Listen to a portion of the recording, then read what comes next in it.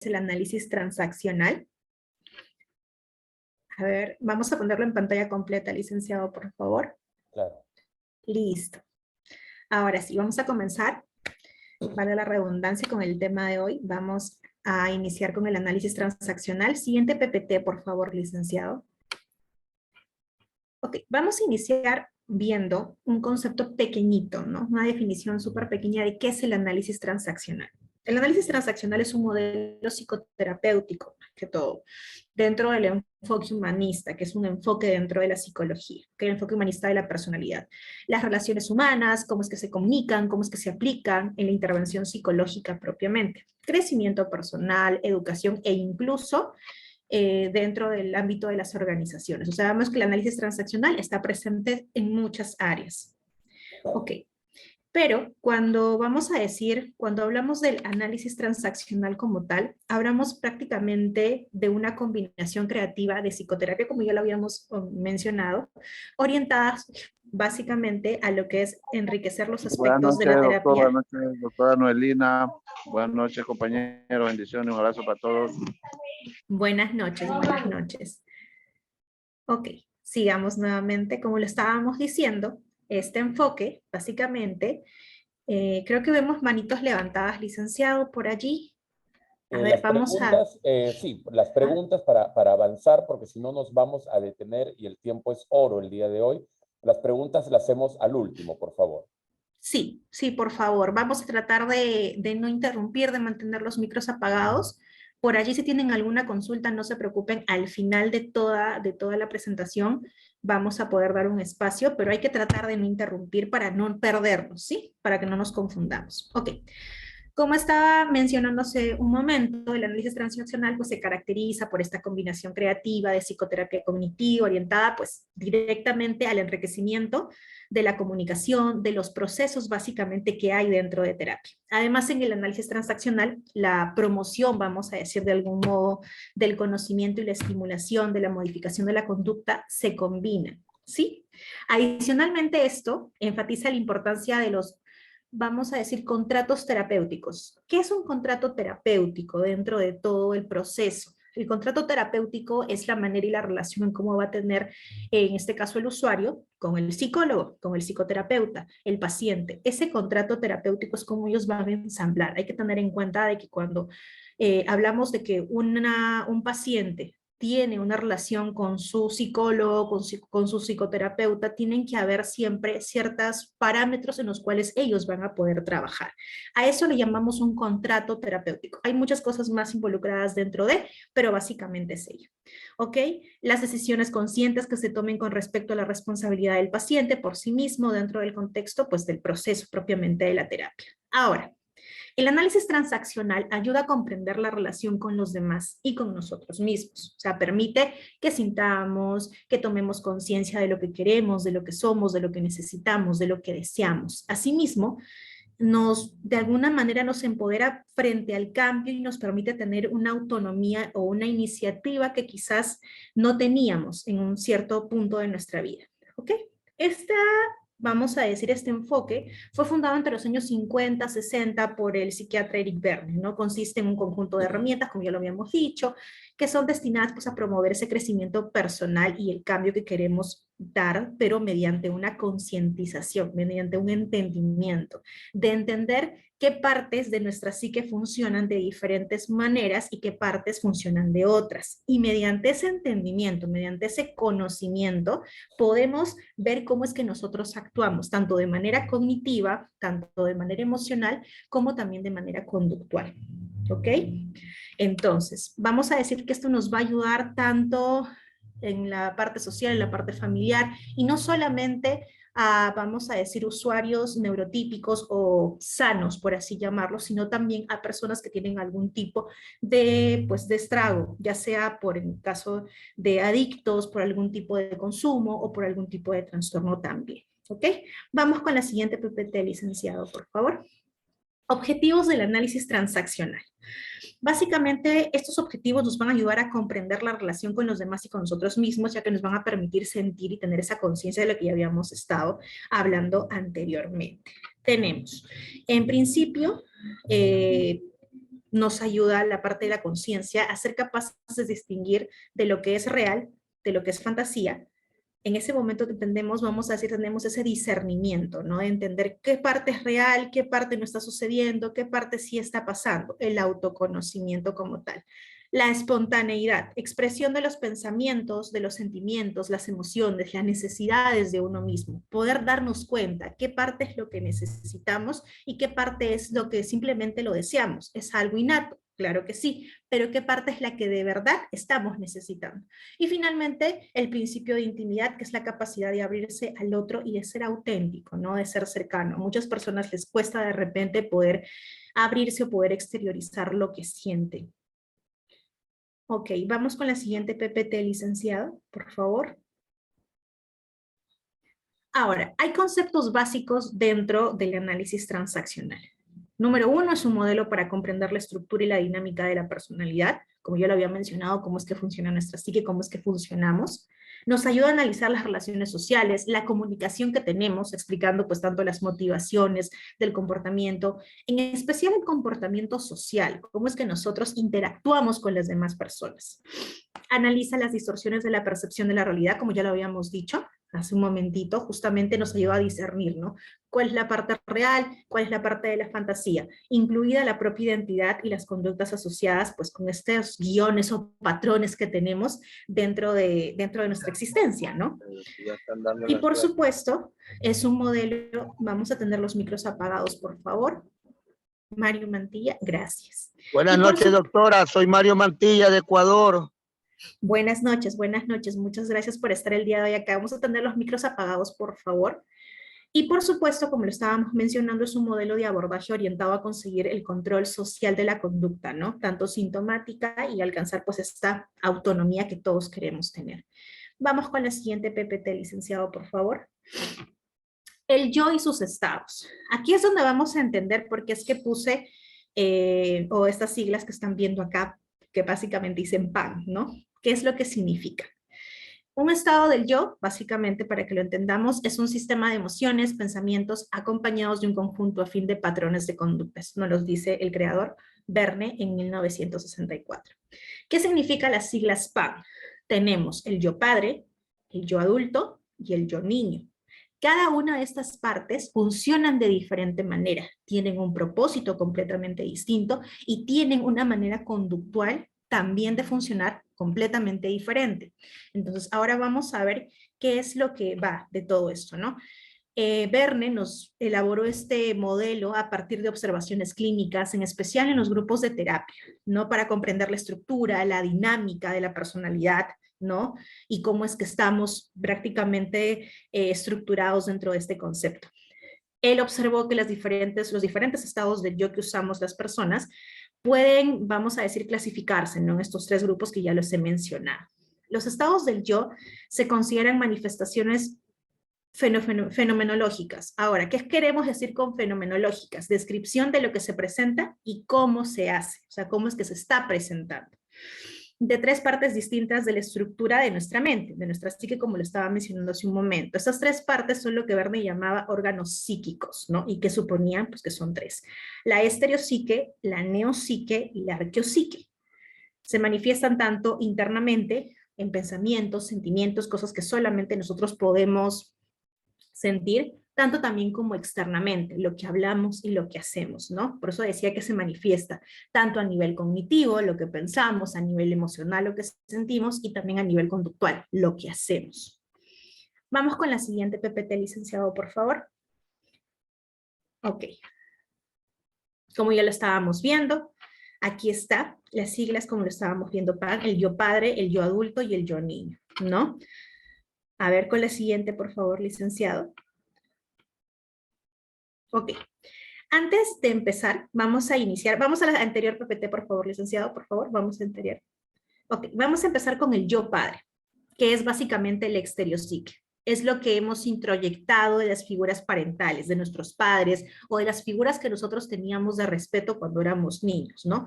Y a través de ellas, de la cultura, de las tradiciones, de las normas, de los valores que hemos visto, y de la percepción que hemos tenido de niños y de la vida, básicamente, es lo que hemos pues introyectado, lo que hemos agarrado, es como que fuéramos una esponjita y hemos absorbido eso.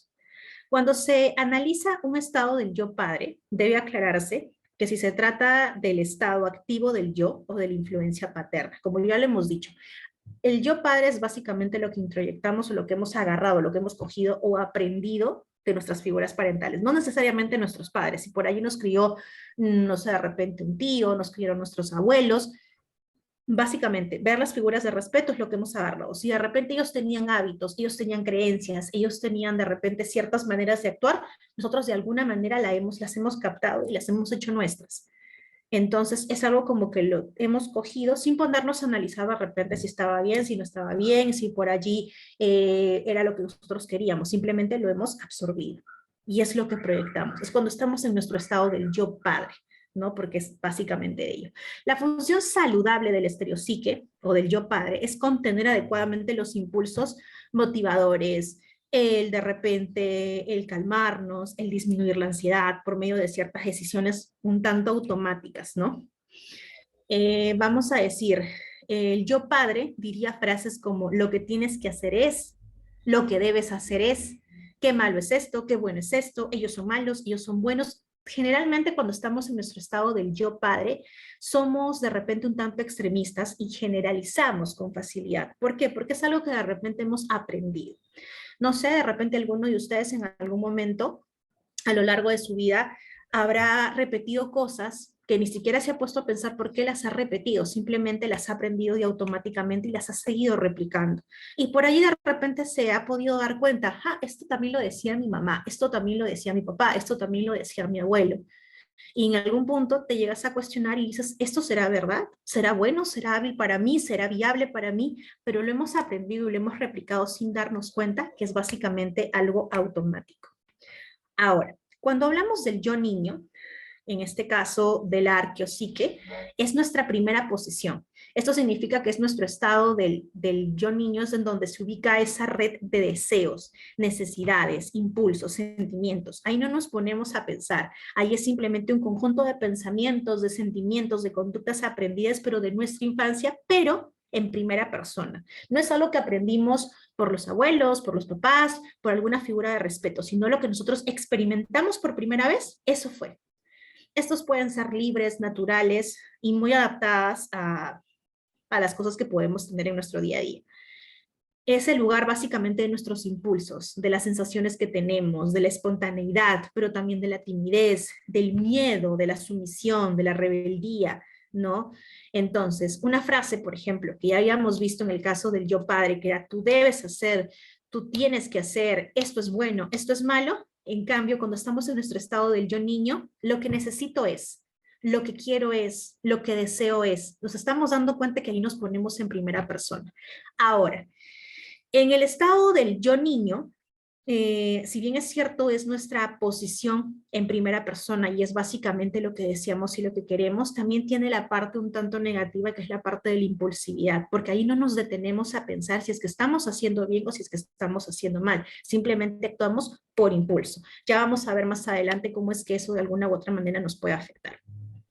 Ahora, cuando estamos en el estado del yo adulto, que es la función de la neopsique, es la adaptación de la persona con objetividad y de manera, pues, vamos a decir, actualizada, de manera acorde a la realidad, usando todos los recursos adquiridos a lo largo de su vida, de la experiencia, teniendo en cuenta las circunstancias de la situación, las necesidades, los sentires propios, pero también los ajenos, y también acorde a las normas en las que la persona pues está viviendo dentro de la sociedad. Se refiere a dirigir, vamos a decir, las respuestas al aquí y a la hora, que no están influenciados por el pasado, no están influenciados como en el caso del yo padre que hemos aprendido de nuestras figuras de respeto parentales, pero que también están siendo respetuosas con lo que nos está pasando en el momento y pensando qué es lo mejor para mí. No nos estamos poniendo como en el caso del yo niño del impulso, de decir yo quiero en este momento, yo deseo en este momento y lo voy a hacer. No, nos detenemos a pensar.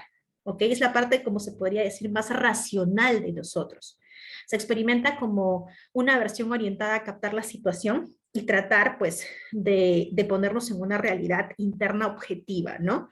con datos, con cosas, vamos a decir, reales, ¿no? Sin prejuicios, sin deformaciones ilusorias, ¿no? Por ejemplo, en el caso de prejuicios podríamos estar hablando de lo que nos enseñaron cuando éramos niños. En el caso de la parte ilusoria es de la parte del niño, ¿no? De lo que desearía que sucediera, pero lo que no está sucediendo, ¿no?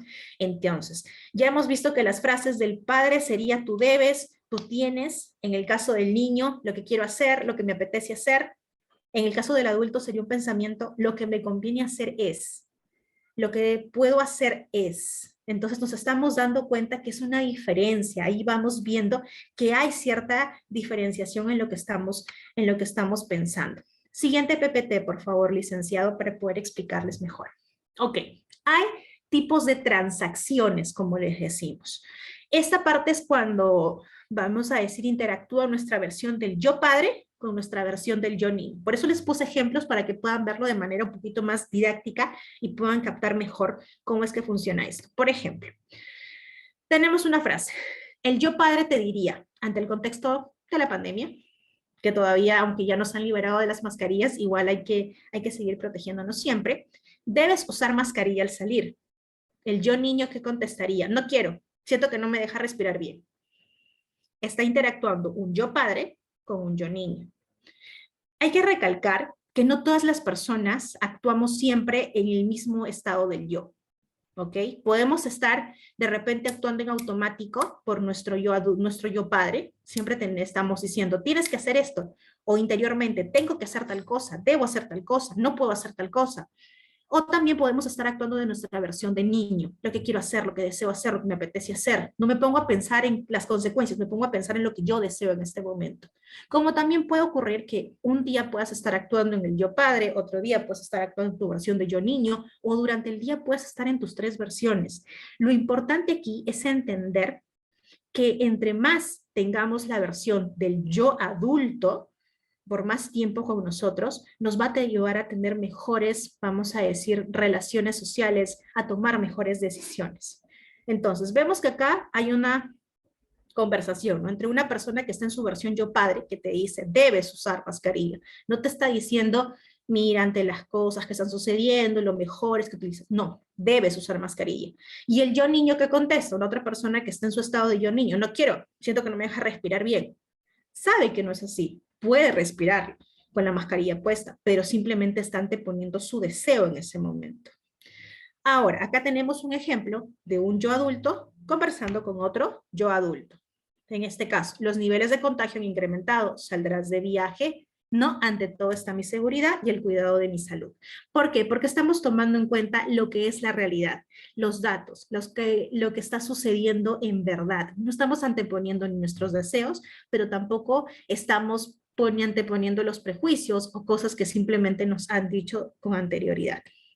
Vamos con la siguiente PPT, licenciado, por favor.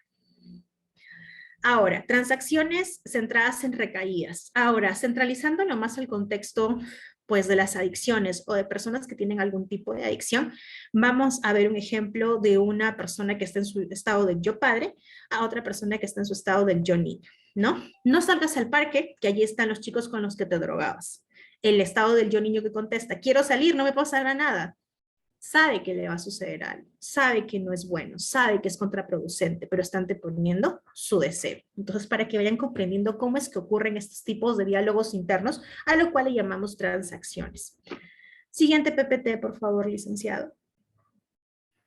Ok, acá les he puesto una serie de ejemplos para que más o menos comprendan cómo es que suceden estos diálogos, estas situaciones, cómo es que sucede en el día a día.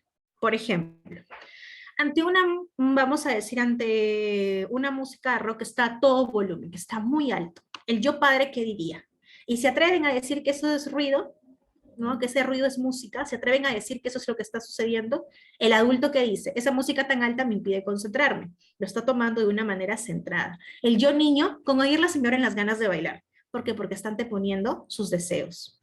Otro ejemplo. Ante vamos a decir, están viendo un cuadro abstracto, una pintura, ¿no? El padre, ¿qué diría? Dentro de sus prejuicios. A cuatro manchas le llaman arte, o el yo adulto, ¿qué diría? Por la marca que lleva, de seguro ya está vendido. El yo niño, ¡ay, qué colores tan bonitos! ¿Se dan cuenta el tipo de transacciones que puede haber? Vamos con otro ejemplo. Ante una pelea callejera, ¿no? El yo padre que diría, son unos energúmenos, unos locos, tratan de matarse, punto. El yo adulto, voy a llamar a la policía. ¿Por qué? Porque quiero calmar la situación, quiero frenar lo que está sucediendo. El yo niño alentaría, ¿no? Sí, sí, que siga, que siga. Vamos con otro ejemplo. Vamos a decir, ante un empleado que llega tarde al trabajo, el estado del yo padre diría, es usted un aprovechado, la próxima vez se va a la calle. El adulto diría, ok, voy a informarme de lo ocurrido, porque es que esta persona ha actuado de esta manera o ha llegado tarde. El niño, ojalá pudiera yo llegar tarde. Y así hay varios ejemplos y varios tipos de diálogos que pueden verse en nuestro día a día. Y es lo importante es que ustedes entiendan cómo son estos tipos del estado del yo y cómo es que interactúan día a día y cómo es que interactuamos en base a ellos. Siguiente PPT, por favor, licenciado. Ok, ya hemos visto el yo niño, el yo padre, el yo adulto. Sin embargo, ¿por qué es que nos centramos en los tipos de niño? Porque cuando estamos hablando de personas que tienen algún tipo de adicción, y eso lo voy a explicar un poquito más adelante con más detenimiento, cuando estamos hablando de personas que tienen algún tipo de adicción o personas que son propensas a, muchas veces cuando estamos en nuestro estado del yo niño somos más proclives a cometer eso. O cuando las personas se dominan por su estado del yo niño, que básicamente son los deseos, los impulsos, las ganas de querer hacer algo sin ponerse a pensar o detenerse a de repente a ver cuál es lo bueno y cuál es lo malo, están actuando del yo niño. Y son personas que siempre han actuado en el estado del yo niño, son personas que son más probables de que pues puedan incurrir en algún tipo de adicción, en algún tipo de acto que sea pues perjudicial para ellos. Ahora, hay tres tipos de niño. Tenemos el niño rebelde, el niño maduro y el niño libre. Dentro de la parte del niño rebelde, por así decirlo, son individuos que para conseguir lo que desean no miden consecuencias. Sabemos que cuando una persona tiene una adicción y cuando está dentro de este círculo vicioso, por así decirlo, para conseguir esta sustancia o de lo que sea adicto en ese momento, va a hacer lo que sea por conseguirla, no va a venir consecuencias. Incluso ya lo hemos visto con anterioridad en otros temas que hemos estado abordando, que son personas que muchas veces incurren en delitos, son personas que muchas veces no miden si es que están haciéndole daño a alguien o están haciéndose daño a sí mismos, simplemente quieren obtener ello. Entonces estamos viendo que está en un estado del yo rebelde. El yo maduro es el que reconoce los riesgos y se frena. Y es vamos a decir, la versión del niño que está en preparación a ser un yo adulto. A ver, por ahí el micro, por favor. Gracias. Entonces, ¿qué es lo que sucede con el yo niño maduro? Estamos en esa versión de preparación en la que está reconociendo qué es lo que había hecho mal, está reconociendo qué es lo que no debía hacer, está aprendiendo a discernir lo bueno de lo malo. Entonces se está preparando para hacer una versión ecuánime, una versión centrada que sería una versión adulta, ¿no? Un estado de yo adulto. Ahora, no quiere decir que siempre, todo el tiempo va a estar en su versión de yo adulto. Puede ser que en algún punto siga estando en su estado del yo niño, pero al estar en un estado del yo niño maduro, le va a permitir que aunque no sea instantáneo, aunque no sea de manera automática, pueda medir y pueda frenarse. Ahora, en el estado del yo niño libre, es el que vive con normas, pero a veces las rompe. ¿Ok? Ha crecido con normas, conoce las normas, sabe de ellas. Sin embargo, muchas veces no le importa romperlas. No es como un yo rebelde que todo el tiempo está centrado en hacer lo que le desea, en hacer lo que solamente lo que le dicen sus impulsos, lo que quiere en el momento. No, pero sí ha crecido con normas, pero algunas de esas veces pues incurre en romperlas. Pero lo mejor sería que si estamos en el estado del yo niño, estemos en un estado del yo niño maduro. Obviamente que para eso hay una preparación, para eso hay un proceso que debe seguir, no es algo que pase de la noche a la mañana. Ok, vamos a apagar ese micro, por favor. Ok, listo. Ok, licenciado, vamos con la siguiente PPT, por favor. Nuevamente vamos a un ejemplo de transacciones centradas en recaídas, ¿no? Ahora, estábamos hablando del yo niño maduro. Ese niño que está en preparación a ser un yo adulto. ¿no? Ese niño que ya conoce, que está aprendiendo a discernir lo bueno de lo malo, que ya está aprendiendo a frenarse, que ya está aprendiendo a ver consecuencias, entonces está en esa preparación. Volvemos con el ejemplo anterior que estábamos viendo. No salgas al parque porque allí están los chicos con los que te drogabas. ¿Ok? Vamos ya no con el yo niño rebelde que estábamos teniendo en un inicio, o con el yo niño libre que de repente en ese momento le dio ganas de romper las reglas, sino vamos con un yo niño maduro. El yo niño maduro puede tener comportamientos infantiles, pero al momento de tomar decisiones se va a frenar, va a ser más ecuánime. Entonces, ¿qué es lo que le responde en una versión de yo niño maduro? Sí quiero salir, pero sé que es riesgoso y prefiero evitarlo. Estamos anteponiendo todavía el deseo, el sí quiero hacerlo. No estamos diciendo de frente como si estuviéramos en una versión yo adulto, ok, comprendo, sé que no debo salir, sé que está bien, que no sé. No, todavía estamos anteponiendo el yo quiero hacerlo, sí deseo hacerlo, sí me apetece hacerlo. Pero por otro lado, también sé que es riesgoso y prefiero evitarlo. Entonces estamos dándonos cuenta que estamos en una versión de yo niño maduro. Licenciado, nos quedan unos cuantos minutos, vamos con el siguiente enlace, ¿le parece? Claro, claro que sí. Vamos con el siguiente enlace grupo para seguir con la exposición. ¿Ok? Siguiente enlace, por favor.